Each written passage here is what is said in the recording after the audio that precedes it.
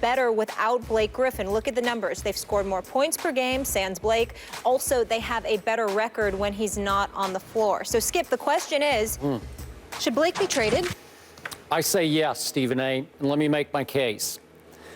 Obviously, we don't have a big body of work here, but the Clippers have been better without him. They're on a really nice run, 12-3, after a really nice win, again, on the road last night at Indiana. I watched the whole game.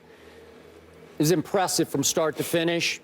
Wesley Johnson is now getting a lot of run off the bench. He made 5 threes. Chris Paul made 4. Redick, as usual, made 4.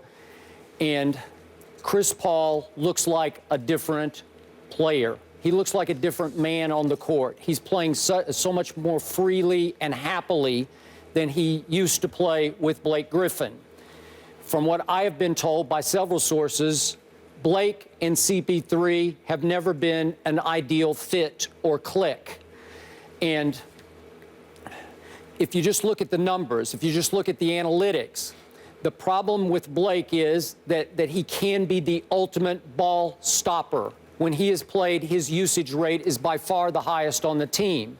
And if CP3 feeds it to Blake, oftentimes, more often than not, either the ball's going up, he's going to shoot it, he's going to get fouled, shoot free throws maybe, or he's going to turn it over. But the ball's not going to move, which is why Blake Griffin has never helped make his teammates better. So now, even though he's still only 26 years of age, he's gone through 3 knee surgeries. He's got all kinds of knick-knack injuries. And to me, he has peaked. I don't think he'll ever get much better. And the other issue has been that, as you well know, in a shock to me, because I went to high school with Blake's mom, so this is going way back. But that's interesting. Wow, I didn't know that. Yeah, that's pretty cool. She was actually 3 years older than me. Okay. I didn't know her well, but always admired her. She was the head cheerleader, redheaded beauty. But she was very dynamic and outgoing. And as I began to watch interviews with Blake at the University of Oklahoma, he didn't have much to say. He was deadpan, straight-faced, almost robotic.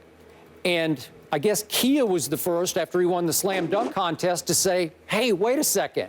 What if we take the deadpan and make that the life of our ads? Maybe we'll build our ads around his deadpan humor, which is extremely effective. So the biggest shock to me is that Blake Griffin became a Hollywood star with no personality. Seriously, not much at all. And they took no personality and made it into huge marketability.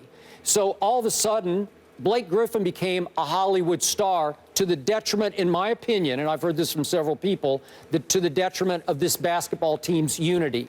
That it's been harder and harder for Chris Paul to reach Blake Griffin. So for all of those issues, my answer is, I would shop him and trade him. If you want to get into for whom, and we could get into that. But right now, I think following this incident, it's a good jumping off point to say, let's cut bait and move forward in a new direction without Blake Griffin. Skip Bayless, as much as it may shock you, I completely agree with you, just for different reasons. Okay. I don't believe this incident should in any way affect Blake Griffin's stature as a basketball player or as a person. We're getting on him today because you can't make the mistake that he made. But it was a mistake. He's still a good guy. He's still a consummate professional. He's a good kid. Doc Rivers has told me on many occasions he's a great kid. You know, it's just that with this particular situation, obviously Doc Rivers and others are going to acknowledge he made a mistake that he should not have made. He's a good kid that did a very dumb thing. It's just that simple. It stops right there. But here's why the Clippers should consider trading Blake Griffin. Has nothing to do with CP3.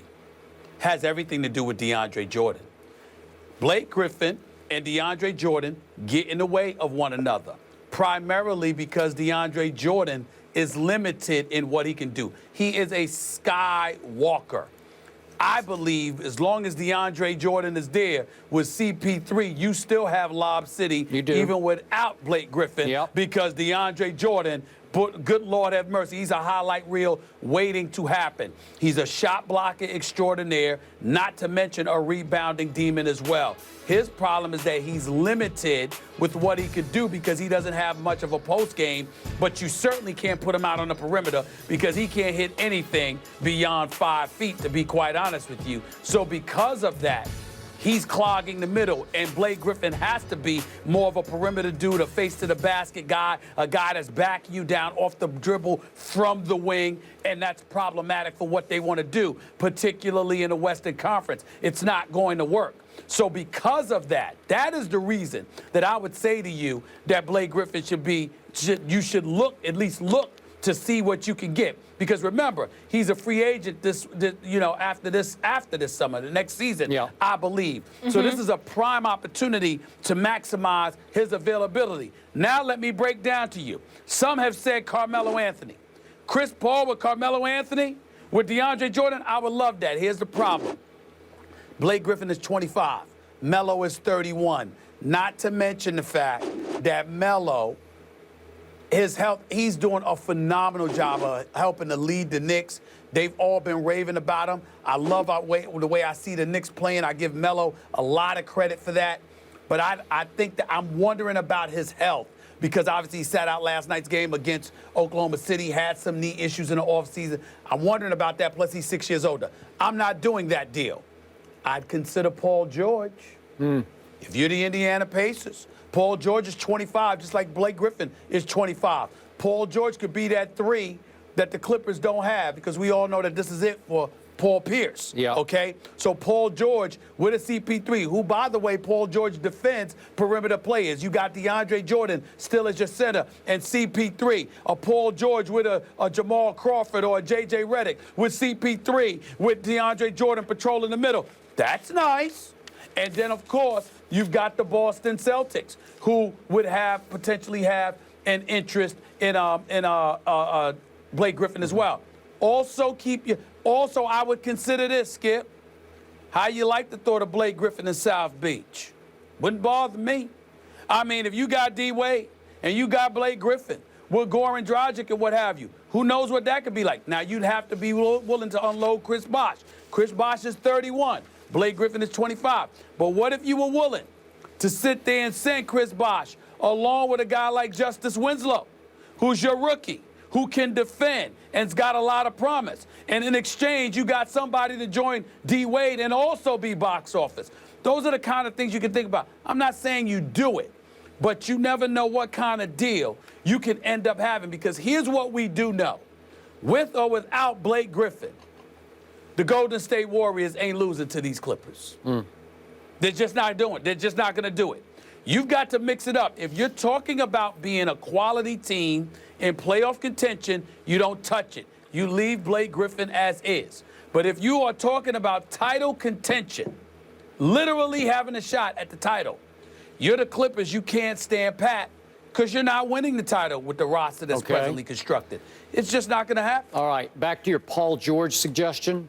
Paul George is better than Blake Griffin. If I'm Indiana, I'm not doing that deal because I wouldn't want Blake Griffin. I got Paul George. Well, we're talking about it from the Clippers' perspective. Okay, we're well, I'd do it if I were Clippers the Clippers in a heartbeat. Yes. Oh, I agree.